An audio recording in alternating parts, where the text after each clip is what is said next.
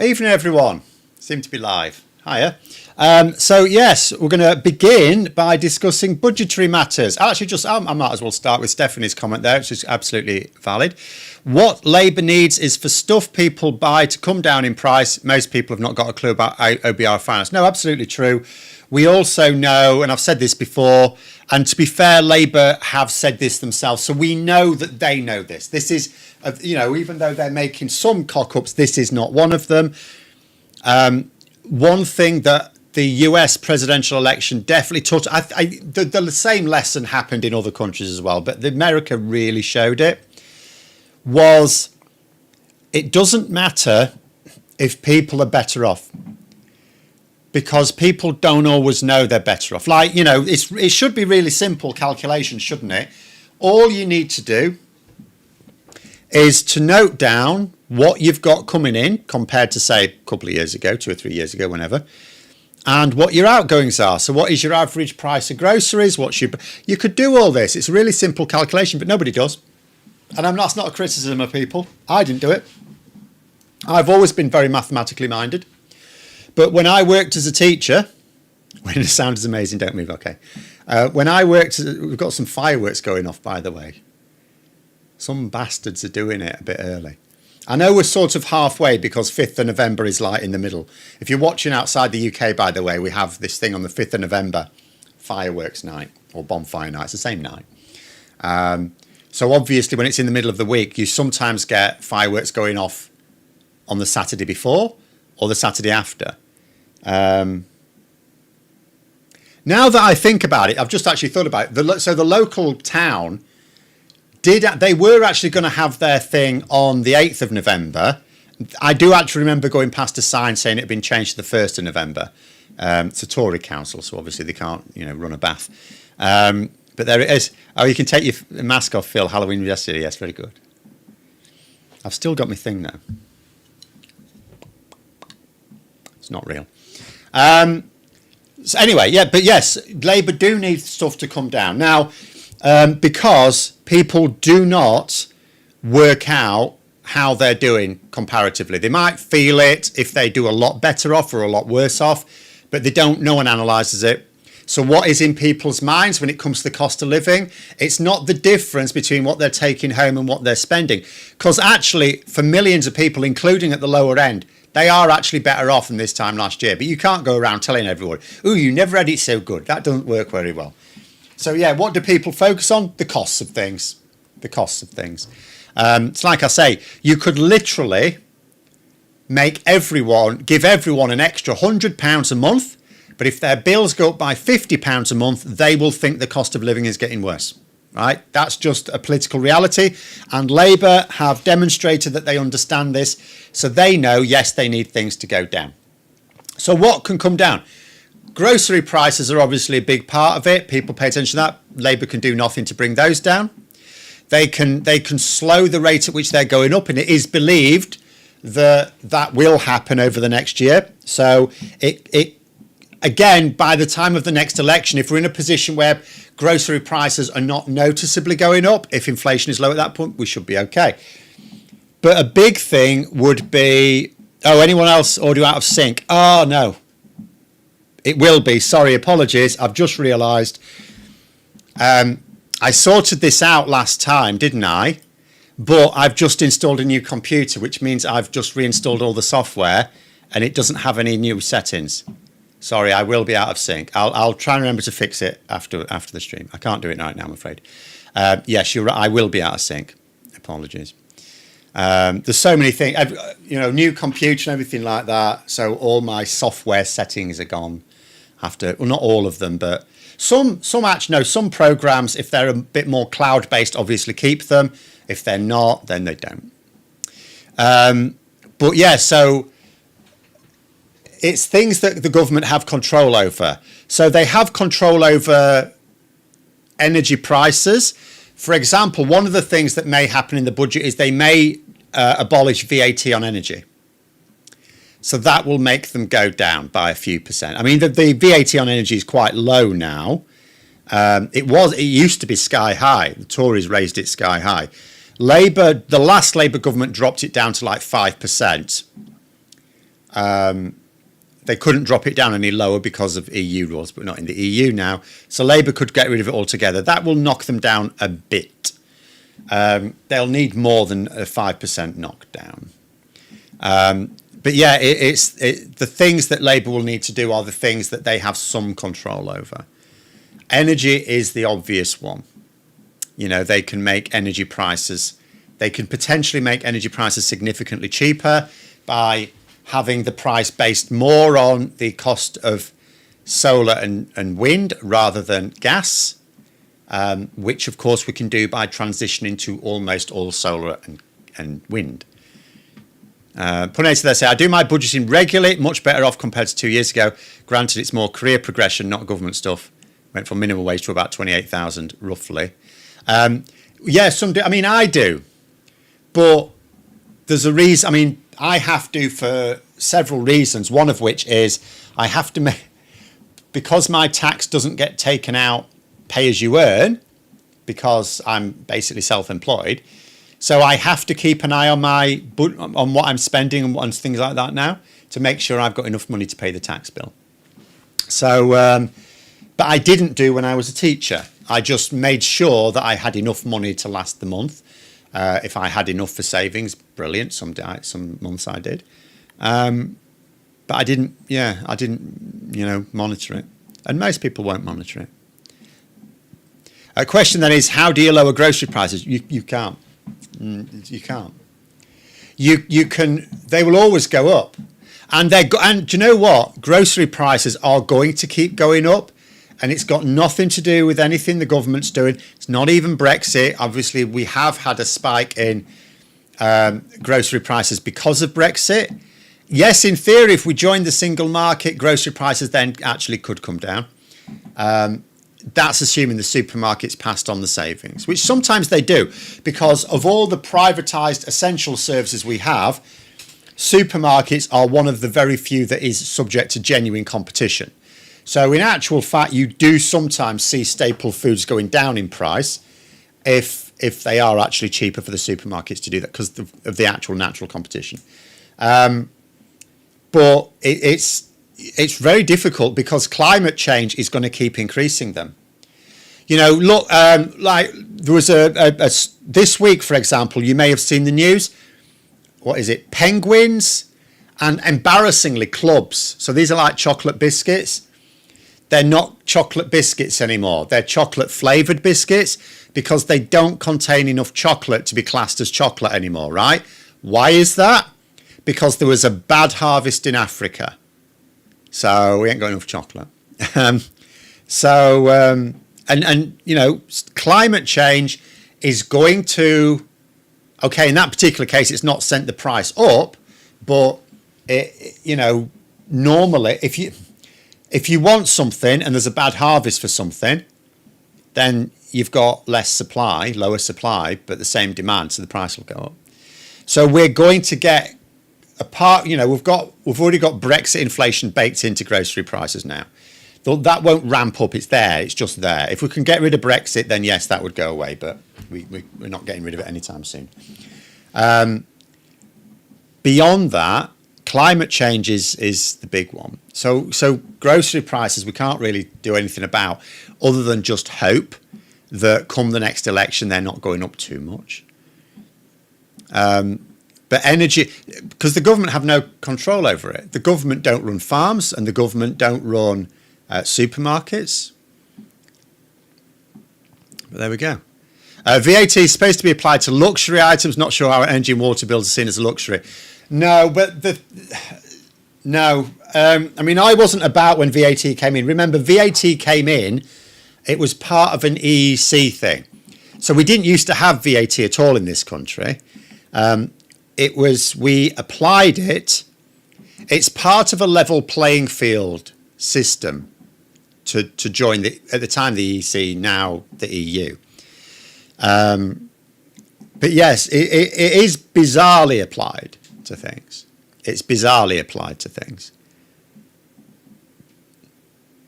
What's stopping the energy suppliers not passing on the VAT removal to consumers if it happens? Because VAT is shown in your bill. So if you look at your, and I know people generally don't look at their energy bills these days because you probably don't even have a paper one, and when it comes in the email, you don't care, as long you just care about what you're paying. But if you look at it, you'll see that it separates out the cost of your energy with the VAT. And the reason for that, of course, is the VAT goes to the Treasury. That's not theirs. So they're just passing it on to the Treasury. Same as in theory, petrol. If you buy your petrol, you can ask for a VAT receipt, which will give you the cost of the petrol plus the VAT on top. Most people, of course, don't even ask for a receipt of any kind at the petrol station. But if you did, you can ask for a VAT receipt, and it'll give you that as well. But energy bills come with the VAT separate.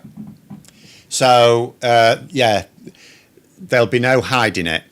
Whereas, ironically, if you remember a few years back, Rishi Sunak reduced fuel duty. Do you remember he reduced fuel duty by 5p, but you didn't get 5p knocked off at the pump? I suppose some might have done, but there were certainly some petrol stations that were not passing on the full saving. The government got quite shirty about it, actually. So, yeah, if the VAT isn't included in the price, then yes, there's always going to be that worry. Take feminine products, for example, tampons and so on, right? So the Tory government, to try and demonstrate some Brexit benefit, removed VAT off feminine hygiene products, right? Great. They didn't go down in price in the shops, did they? Or not in they may have done in some shops. Again, they didn't in Tesco. I seem to remember at the time there was a bit of a brouhaha about the fact that they did not go down in Tesco. So Tesco kept them up, because again, in America it's different. The price on the shelf doesn't include your sales tax. I suspect that's because it's different in different states. I don't know, it might be a different reason. But in this country, if you go to a wholesaler, they're separate. But if in normal shops in Britain, the price on the shelf includes VAT. So if the government removes VAT off something and the supermarket eats no one really knows. But there we go. How much money does it raise in VAT money, though, considering they need tax revenue? VAT on energy. Let me see if I can find it.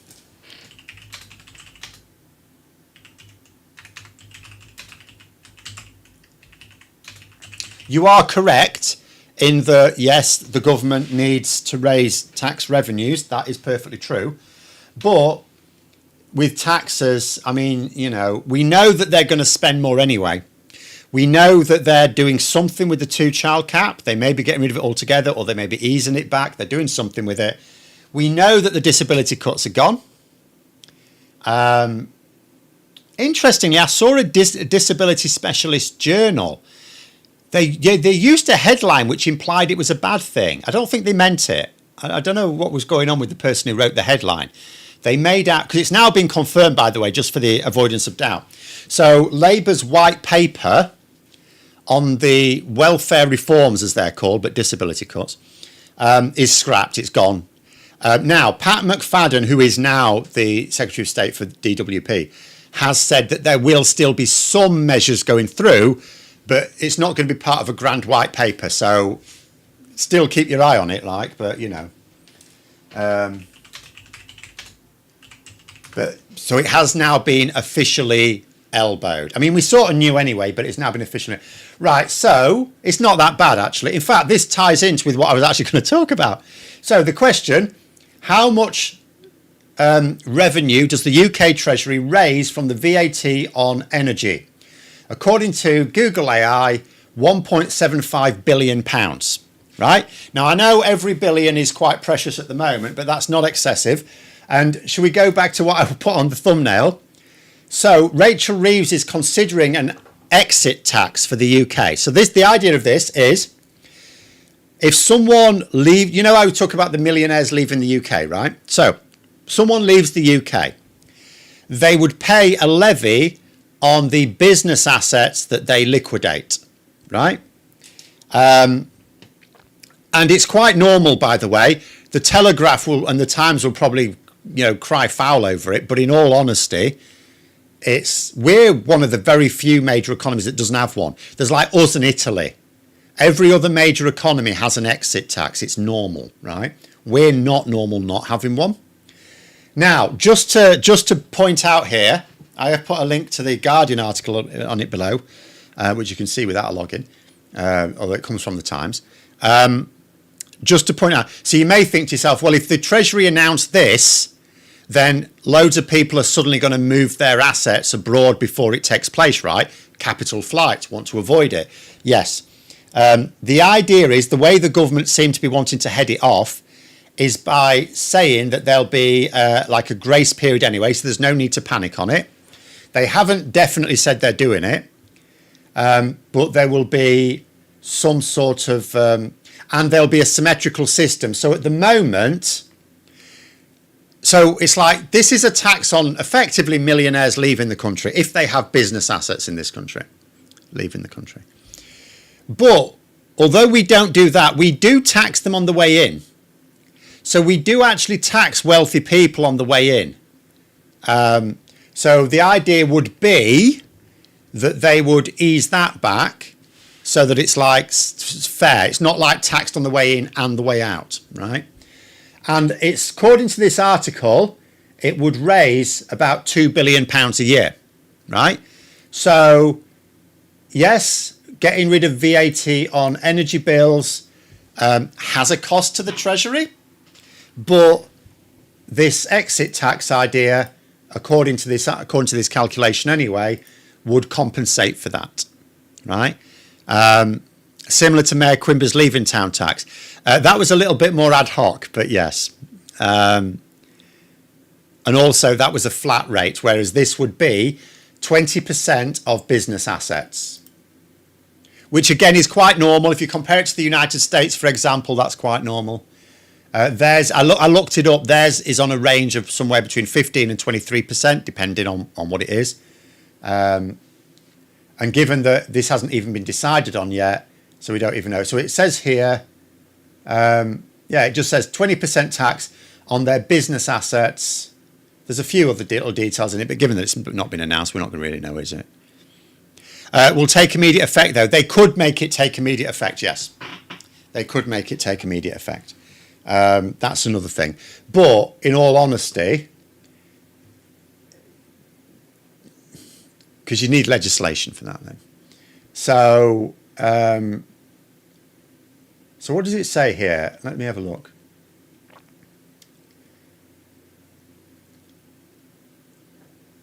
The idea would be that if someone decides to leave the country and relocate to a low tax jurisdiction, they would have to pay tax on any asset gains, like shareholdings that remain in the UK, which is different from where at the moment, if you relocate to somewhere like Dubai, you can move to Dubai, then you can sell off your stuff in the UK and pay no tax because you're in Dubai, right? So that would stop that nonsense. But it does say the scheme would reportedly allow people to delay payment of the charge for several years if they didn't want to liquidate their assets immediately. And it's likely to be combined with a policy, this is according to the Times, that would stop capital gains tax being payable on profits made from investments before arriving in the UK. So that may be the pill they get that means there's no great, panic on. Warangry Pagan there saying the majority of key voters want a reduction in the welfare bill, or at least they are made to want to. Well, they do. Well, in fact, there's several things. In fact, let me just get up a little tweet. Dan Needle put out a little tweet of some polling. I've had fun on Twitter today, Oh, my goodness. I've had some fun today on Twitter. Oh, what am I doing? Hold on. I spelled his name wrong. I always spell his name wrong. It's E-I. There we go. So, yeah, so this is some polling. I think this is YouGov polling. This is from earlier this year. It's not, but opinions don't change that rapidly, right? So it says here, well, as Dan Needle says, 58% of voters want public spending either maintained at the rate it is or increased, right? 58% of voters want public spending to stay where it is or increase. In other words, they don't want it cut in. So that's a majority. So there's a majority there saying they don't want Rachel Reeves to cut any public spending, right? Great. But you've got 67% who also want taxes to stay at their current level or be cut. So as Needle points out here, it's a binary choice. Either taxes go up or spending is cut. It's one or the other. And that is true. You can't not do either of those. We know that we can't borrow more because Reeves already borrowed a lot last year, and that caused a little wobble in the market. Turned out to be okay, but it did cause a wobble. The Telegraph were going, ooh, she's gone. She's done a Liz Truss. It only lasted for a few hours, though, thankfully. But that is the reality of the situation. People want the government to carry on spending. In fact, the public are like the Tories. I don't mean that in a derogatory way, but one of the attack lines Starmer uses against the Tories all the time, isn't it, is he points out that Kemi Badenoch attacks Labour's taxes, but she won't tell him what they should cut. Right? He keeps saying, what should we cut? Tell me what should we cut? And she won't say. So, he keeps pointing out, he can't do this to the public, of course, but he can do it to Badenoch. She wants us to spend what we're spending, but she doesn't want us to find a way to pay for it.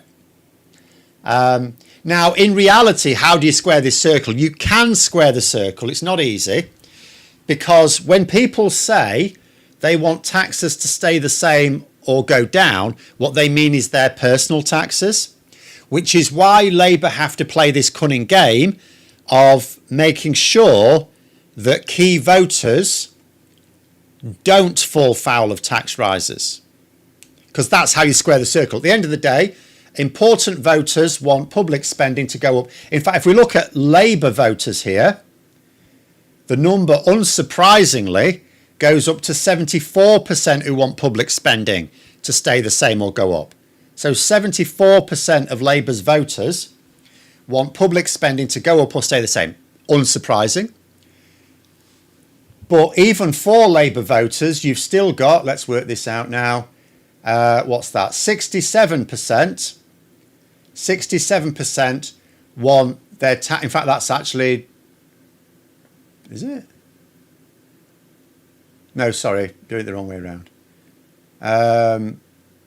Do maths, you fool. 57%, sorry. 57% want taxes to stay the same or go down. So even of Labour voters, 57% want taxes to stay the same or go down, but a much larger proportion want public spending to go up or stay the same. So how do you do it? You have to make sure you know who those key target Labour voters are and make sure their taxes don't go up. And it's not an easy job. Like Rachel Reeves, sometimes, I tell you what you notice? I tell you what's an interesting exercise, right?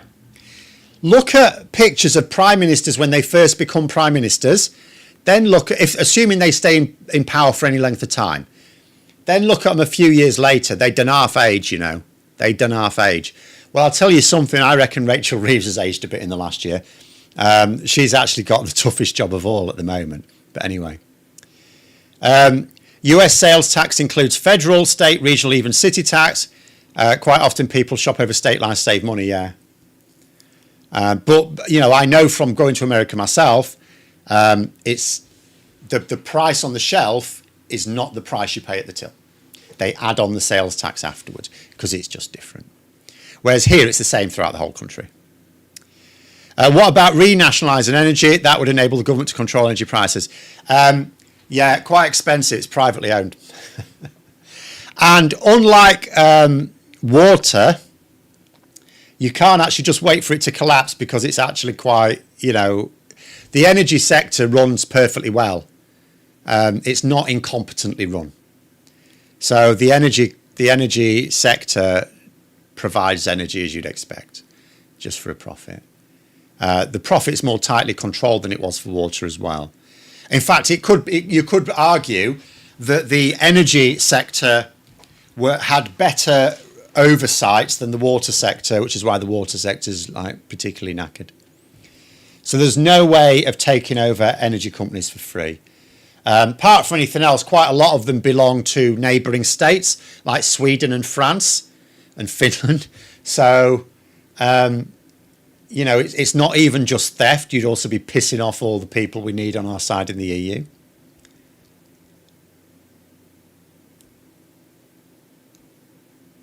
They want public spending to go up, but they want someone else to pay for it. Yeah, that's quite normal. That's normal public opinion. and that's, that's politics. That is politics. People want, and it's not unreasonable in many ways, people want the best bang for their buck. So they want the government to deliver, great public services. We like our public service in this country. That is not the same in all Western countries. There's in other countries, like in America, they really don't demand good public services. One of the things we'd have about, if Nigel Farage did privatise the NHS, it would be very difficult to turn it back, by the way, but it would make him stunningly unpopular. How am I feeling about the Greens these days? The Green Party I'm fairly ambivalent about, because the Green Party exists. There's no point in complaining about it. It exists as a political party. It's quite at liberty. If it decides it wants to have a more intelligent campaign, which Zach Polanski at the moment is giving them, then you're not going to get any complaints out of me if they're nicking Labour votes. That's the problem with the system, not the Green Party. The Your Party is different because they exist purely to see Labour lose power. And that would be fine. If it was between Labour and the Greens, you'd go, OK, whatever. But it's not. Because apart from anything else, Your Party are overlapping the Greens in terms of target voters. So Your Party don't actually take votes off Labour, really. But their aim is to allow Reform UK in.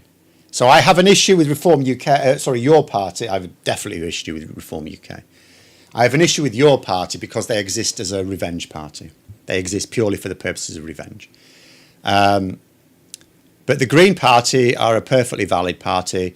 They have a niche in the political compass, and if they want to smarten up their act and win more votes, the problem is so let's say Reform UK formed a government at the next election. There'll be multiple people at fault, right? Labour will be primarily at fault because it means that they will not have paid careful enough attention to their key voters. Now, we don't know that that's not the case at the moment, but it will be their fault they know they've got shit communications. They know that the polling shouldn't be as low as it is, and they're not doing anything. Well, it's not they're not doing anything about it. They're not doing the right things about it. So Labour will be primarily responsible. However, there will also be other people responsible as well. Reform UK will be responsible because they will have lied to the public just like Donald Trump did. Your party will be responsible because they have no higher motives. They just want to see. If Reform UK get into government, Your Party will not be showing any sympathy for the people who are going to be plunged into poverty as a result of it and killed. They'll just be doing that at Labour. We'll just have 2 years of that at Labour. And I'm going to be holding them responsible. But I will not blame the Green Party, assuming they run a reasonably honest campaign. I mean, reasonably honest as any politician can. There'll be no criticism of the Green Party from me as long as they, play reasonably fair. So there we go. What's going to happen with Thames Water? Isn't it bankrupt? Not yet, no. I don't know. I still don't know how that's limping on, but at the moment it's not now. Probably should be. And people want the benefits bill to be cut, but not theirs. For example, pensions. Yes, the welfare bill. The thing is, the welfare bill is huge. It's massive, and it is forecast to go up much higher. And it's unpopular with key voters. Pensioners view any benefit that they don't get. The same with everyone. I'm not saying pensioners are selfish. Everyone's the same. For example, when the winter fuel allowance was cut, polling came out straight away last year. It was unpopular with pensioners, quelle surprise. But it was popular with other age groups. So everyone's the same. If you look at a cut to something, any cut to public spending is, particularly if it's welfare spending, it's broadly popular amongst those demographics who don't get it or don't see the benefit, and unpopular with those who do. I mean, that's just life again. And again, I don't actually mind that. I know it's a little bit selfish, you could argue, but I would argue if everyone voted for their own selfish needs, we'd be in a lot better place. The problem is that people don't. They think they are. But they don't. They don't actually bother to find out what is in their interest. If people voted selfishly in their own interest, we'd actually be okay. We would at least get governments that look after the needs of most of them. How long will it be before Starmer's challenged? Don't know. It should be not until 2028. There's absolutely no strategic sense in doing so before 2028. But who knows? Who knows? The wealthy have been bitching really loudly since the last budget. I wonder why. Because they've been hit. You know, all this moaning, raise. Oh, she should tax the rich. She should tax the rich. As you say, they've been bleating for the last year. Why do you think they've been bleating for the last year? Because Rachel Reeves has sheared them. That's why. Did a little sheep metaphor there, you see. Little sheep metaphor.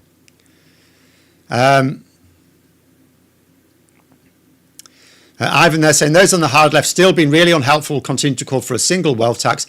What we need is a series of several wealth taxes. Well, there is that, but also they're calling for the wrong one.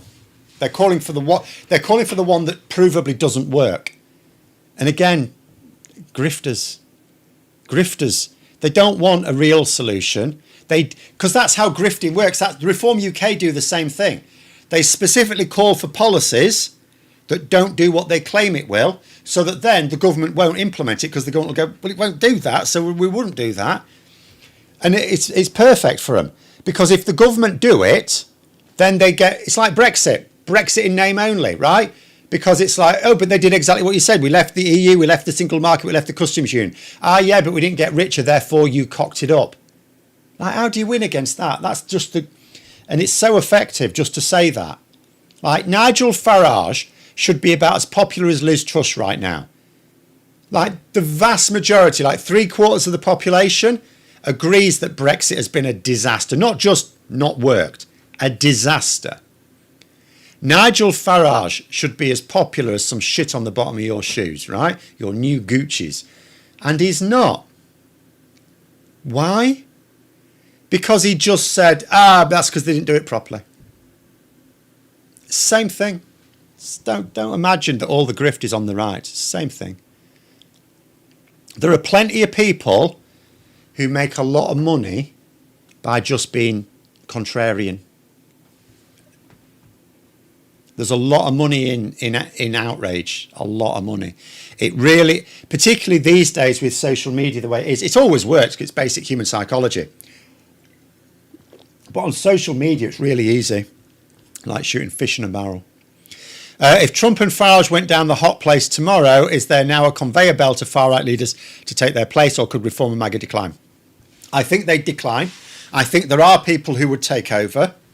I think it would probably be a bigger problem for MAGA. I think they rely on Trump's personality more than Reform UK rely on Farage. Not all of Reform UK's popularity at the moment is down to Farage. So, whereas I think MAGA is almost entirely down to Trump. You could argue with MAGA their saving grace if he was to, like, choke on a burger tomorrow. Or even tonight. Why wait? But if he did, you would have... J.D. Vance would take over as president, and they would have several years. The trick would be, would J.D. Vance have the same control over the Supreme Court and Congress? That would be the key thing. But if he was able to get the Republicans to pull together, they would have several years to make sure that they could rig the next election. Or to at least, that would be their plan. So it's not that MAGA would be doomed without Trump, but I think it would be a much bigger hit to them. Whereas Reform UK, I think, can keep going. They will lose the edge. If Farage wasn't there, they would lose that edge. But I still think Reform UK is not about Farage as much as you think. The McSweeney is the one who's got to go, not Starmer. Well, I would agree. But at the same time, it'll still make no difference if you just replace him with someone else who wants to bring in people who all think the same. Because that's the problem in number 10. You've got people who have no diversity of thought. It's groupthink. Groupthink is fatal to any major project. You must get people who disagree. You must get people who disagree. Actually, that's ironically the useful place for a contrarian. That's where you want contrarians, not on the fringes of politics. You want them advising on projects. People who will just argue with you for the sake of arguing, as long as they can come up with some reason. I don't just mean a pantomime, oh, no, you're not. Oh, yes, I am. No, you're not. You have to actually come up with some, something reasonable. I think the calling for the 2% levy wealth tax being supported by people who are mentally 5-year-old. Well, no, it's not that. It sounds plausible. It sounds fine. And then if someone tells you they do this in like Spain and it works, you go, oh, well, why don't we do it then? Because they don't do it in Spain. In fact, in Spain, if you look at their wealth tax on paper, it sounds way harsher than that. Way harsher. Raises nothing. And the reason it raises nothing is because Spain, obviously, socialist government, very clearly socialist government, it has been for a while. And they obviously were all for it, right? And then they realised, oh shit, this is actually going to cost, they realised it was going to raise negative taxes. Negative taxes. So although on paper it looks like it really hits wealthy people, they had to include so many loopholes and exemptions, raises nothing. If I worked it out, if you scale it up to because obviously Spain's got a smaller economy. If you scale it up to the size of the UK economy, it might raise £1 billion. Well, for comparison, Rachel Reeves's possible plan for a wealth tax, it is a wealth tax, an exit tax is what I meant though, would raise £2 billion. So one little tax that Rachel Reeves is thinking about, which if she does it, by the way, the people calling for a wealth tax won't even acknowledge it, would raise twice as much as what, the so-called hard left want. MZ there saying, long-time married couples we know are either postponing having kids or just decided not to have any because of cost of living and job insecurity. Yeah, it's a problem in America. It's a problem in a few countries. It is. It's ridiculous. The right wing are always going, we need people to have more kids. It's like, you can't afford them, mate. And that's another thing they say. Like, if you have kids and then you lose your job, you need benefits. They say, well, you shouldn't have had kids if you can't afford them. Well, which is it? They can't afford kids. So they're belly aching about the people who are not having kids because they can't afford it. And then they belly ache about the people who do have kids, but then one of them loses their job or something. Like, make your mind up. Zach Planty's talked about other taxes, but the wealth tax is grabbing the headlines because it sounds like a simple solution. It sounds like a simple solution. And I'll tell you another reason it's grabbing the headlines, because the Tory press don't mind that. They don't mind promoting it because it's a hindrance to Labour. Talk of a wealth tax helps Reform UK. That's why it grabs the headlines. It's not because, partly because it's a nice simple thing. Simplicity does grab the headlines, right? In fact, I'm told I often don't do that. I'm trying to improve myself. But one of my weaknesses on the channel is my thumbnails. I'm constant, as you know, long-time viewers will know, even medium-time viewers will know. This summer I tried lots of different, I keep going back to thumbnail design and trying different ones, right? But it is a weakness. But one thing you're told on your thumbnail titles, or just your titles in general on social media, you have to have them so that they could be read basically by an average 7-year-old. So no big word. So, everything to be attention grabbing, even for intelligent people. I'm not saying because you're trying to get through to thick people. Even for intelligent people, simple messages grab attention. So it needs to be nice and simple.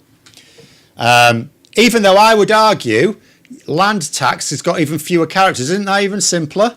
And most people don't own land, apart from the land that their house is on maybe. And then you can say, well, that'll be excluded to begin with.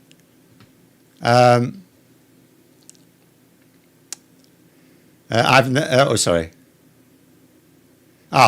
now coming for the return of Inva cards for disabled drivers. 3-wheel vehicles were banned 20 years ago for major safety concerns. including fire hazards. Also, the fact if someone crashed into you, you'd be wiped out, you'd be gone. And then, yeah, Stephanie said there, yes, I did do a thing on it yesterday. See how Lee likes it if he has to drive one instead of his fancy SUV. What about a progressive land tax? Land tax will be progressive by definition, because how many people have land that's not the land that their house happens to be on? I think if you have land, you're probably quite rich. Unless you're like our friend Graham Hughes, he technically owns land that his house isn't on, but he was given it in a game show. To be fair, so he won it. He didn't pay for it. But yeah, the Invacars were always. I mean, like they're not road legal. But this is Lee Anderson. He's as thick as mince. Or actually no, it's that combination. I'm going to do a video on this tomorrow. But not on Lee Anderson. I'm sick of talking about him. I've given him a pass for now. But on something else. But it's that combination of being thick, ignorant, and cruel. Really bad combination. Really bad combination. You have 233,000 subs. How bad are your thumbnails? Could be 500,000. No, thumbnails. The key test of a thumbnail. Let me read out to you, I should say.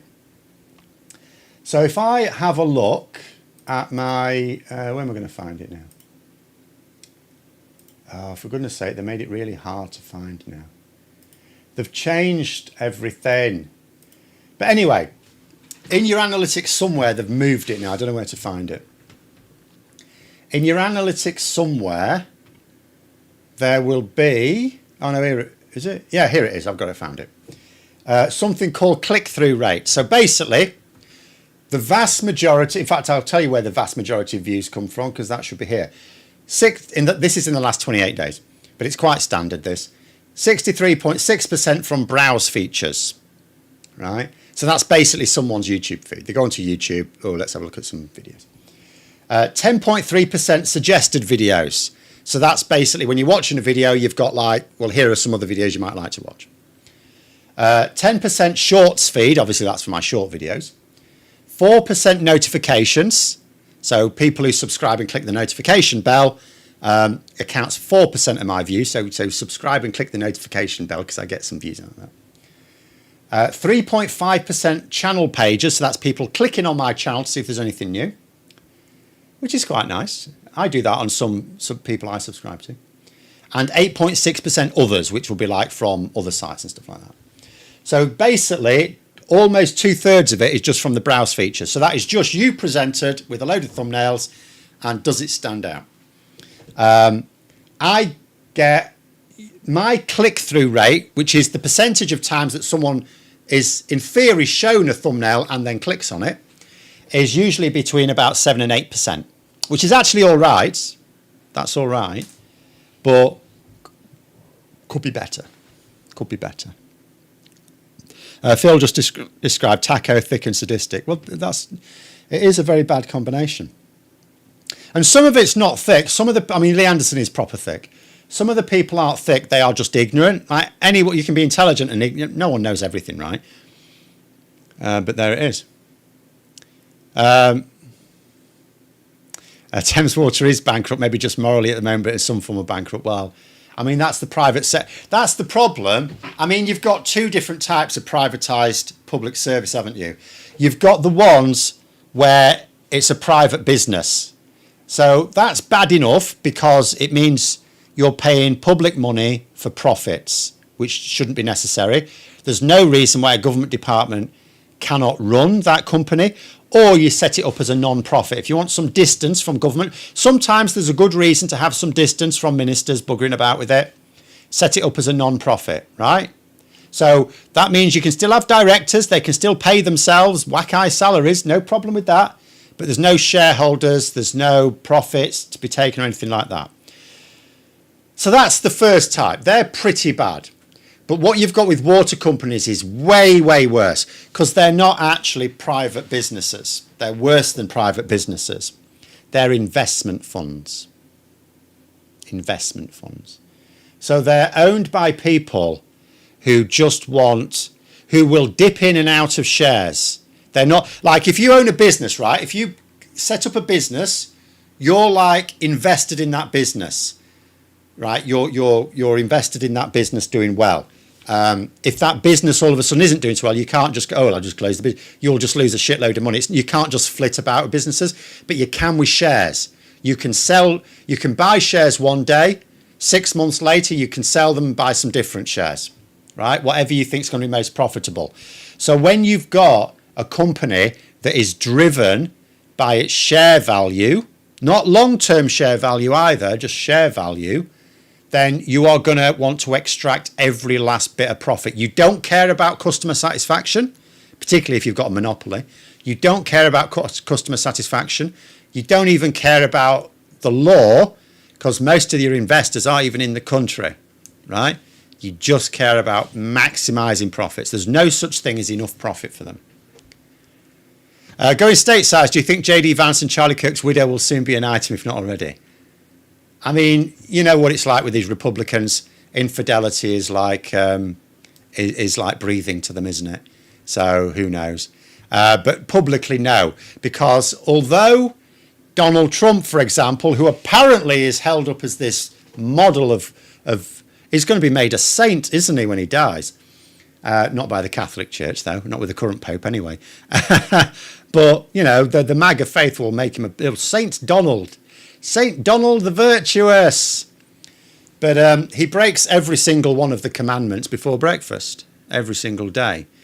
But you're not supposed to rub it in people's faces. So I don't think Vance will want it to be known that he's unfaithful to his wife.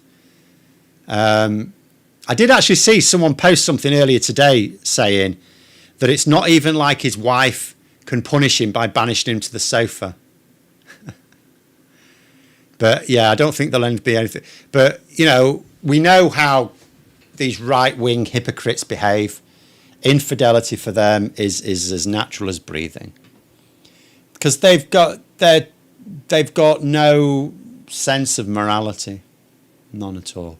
And I'm talking about specifically this group. I'm not saying people on the right wing. I'm talking about these specific people.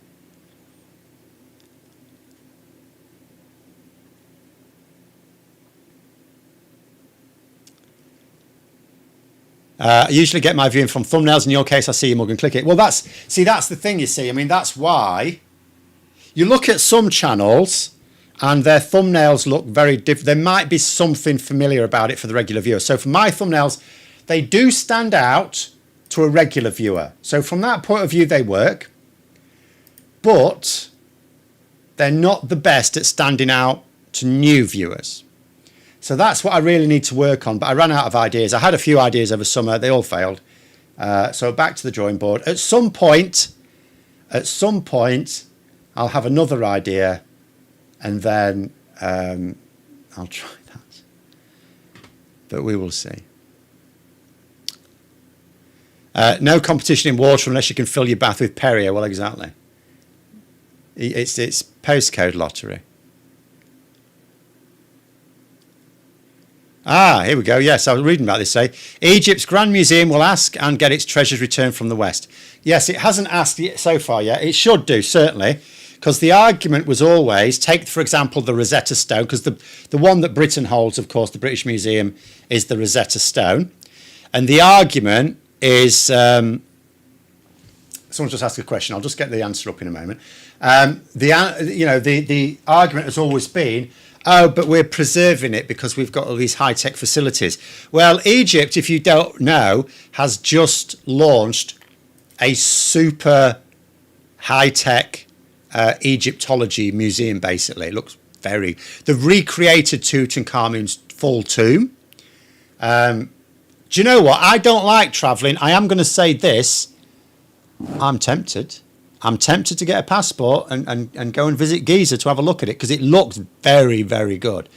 But certainly no one will be able to say at the British Museum, oh, no, they can't have the Rosetta Stone back because they don't have the facilities to look after it, because they've now got a museum with high-tech facilities that can look after things. So indeed, yes, there's no excuse. the museum, the British Museum have said that they haven't had a request from the, I think it'd have to come from the Egyptian government. But if it came through, that would be interesting. I see no reason not to return it. Over there saying St. Donald the Virtuous just puked. That's what they're going to say. That's what they're going to call him. I'd put money on it. If any book, no bookie would take that bet off me though, because they know it's going to happen.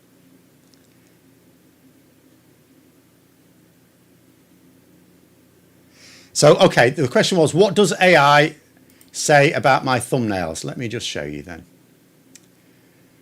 Because I have a tool that analyzes my stuff.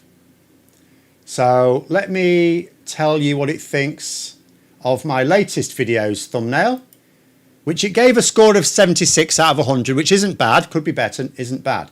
So I'll read out what it says about my thumbnail. So on the plus category, I sort of feel like I should put the thumbnail up so you can see it at the same time. Hold on. I should still have a copy of it handy. Where is it? There it is. There we go. So that is the thumbnail, and this is what this tool, AI tool, which I do pay for, says about it. So it thinks, in terms of the positives, it thinks there's a good topic match between the thumbnail and the title. It thinks there's eye-catching elements. Colour and contrast is good. Curiosity elicitation is good. Text brevity and text clarity are good. Resolution and aspect ratio are good. However, needs improvement. Like my teachers, needs improvement, Philip. Emotional triggers, doesn't have that, because and I do keep saying that this is what drives engagement on your social media. It's not, and I'm not saying I'm whiter than white and I don't play into it. I do, but I don't naturally do it. I'm not a natural tabloid editor, sub-editor or whatever. So lacks the emotional triggers. Fair enough. Visual harmony. In other words, it's a cluttered mess, Phil. Next one, uncluttered composition. In other words, it doesn't have an uncluttered composition. Unique concept. You're boring, Phil, it's saying, I think. Creative execution is a red mark against it. And facial features. It's got a problem with all our faces. I mean, Nigel Farage I can understand. Now, Enoch Powell, to be fair, if you didn't know who he was, you'd think he'd look quite dapper, though. And it's obviously got a problem with my face as well. So those are, I'll put them up. Hold on, I'll get rid of that briefly, just so that you can see it if you wanted to. So this is quite standard, by the way. It often gives me a similar score like this on my, actually, I'm being a bit silly there.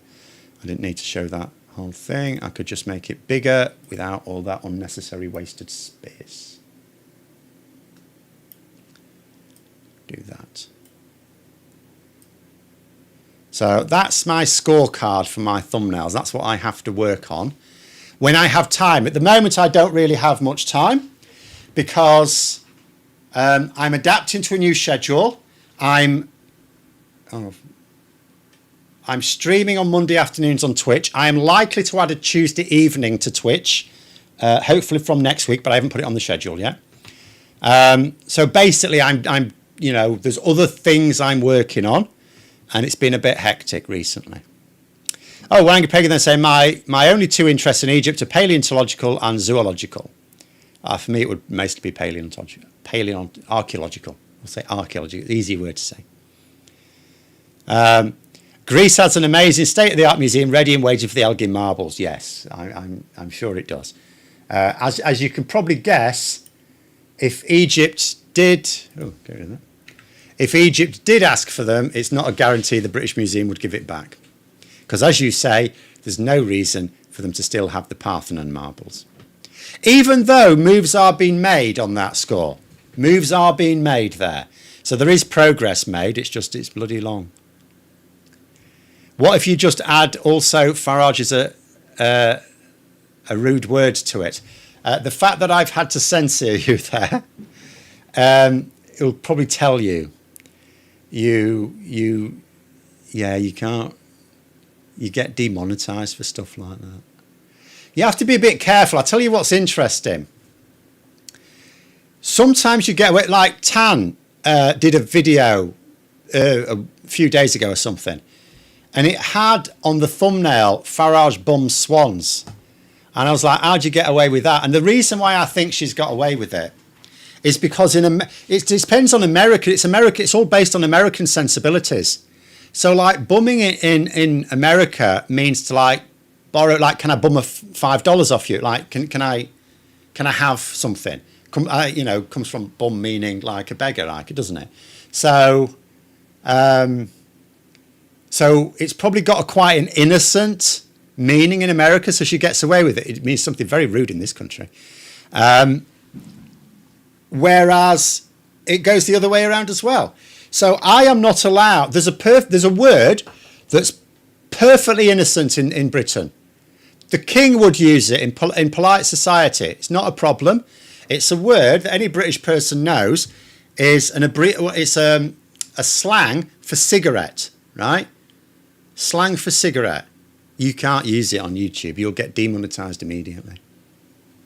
Because in America it means something different. So basically, yeah, we're beholden to American sensibilities. You certainly would never get away with a see you next Tuesday. You'd probably have your channel cancelled. MC there saying, one of my young'uns' favourite books, could do better, School Reports of the Great and the Good. I think I still have my school reports somewhere. They're actually mostly fine. In all honesty, it was quite weird. I was, as far as my teachers were concerned, I was a good boy. In reality, there's no such thing as a good boy. All boys are basically arseholes in their teenage years. We're all dickheads. I was just more cunning about it. So I used to get away with it. But I was quite naughty in school. Just no teacher ever found out because I was quite, I was cunning. I was cunning evil. I was calculating evil when I was a kid at school. Like, just to round off, just a few things I used to do. So what I used to do is I would get the other school, it's bullying really. I was a bully. I'm ashamed of myself now, especially as a former, now that I have been a teacher. But I was, and this is in the first year when I should have been all sort of coy and everything. And what I would do is I would get, in form period, I would get a load of classmates to clamber over the desks on the teacher to ask him stupid questions. And I would scurry under the desk and undo his shoelaces and then sneak out. Never clocked on. Never clocked it with me. Obviously, he knew someone was doing it. It weren't stupid. No suspicion ever fell on me. Butter wouldn't melt in my mouth, There was another one I used to do. So speak for yourself. Some of us were mostly good. What you mean is you couldn't think of cunning ways to get away with it and you didn't want a detention. Although I did get a detention once. I had one detention for doing my homework. I did my homework and got a detention for it. Do you know why? So, geography teacher, right? He would set a homework and he'd want it in the very next morning, right? So you had to do it that night in the next morning. But his lesson was last thing of the day. One time I had a dentist appointment during the lesson. So, couldn't do it. Didn't have like emails and stuff like that then. But I was a good boy. I went in first thing in the morning and I asked my friends what was the geography homework, right? And they said, oh, it's this. That lunch, because I used to go home for my lunch. At lunchtime, I did the homework. In the afternoon, I took it to my geography teacher. Said, here's your homework. I was expecting some praise for having taken the initiative to find out what the homework was and do it. And he said, it's late, you got a detention. I went, what? It's late. No, it's not.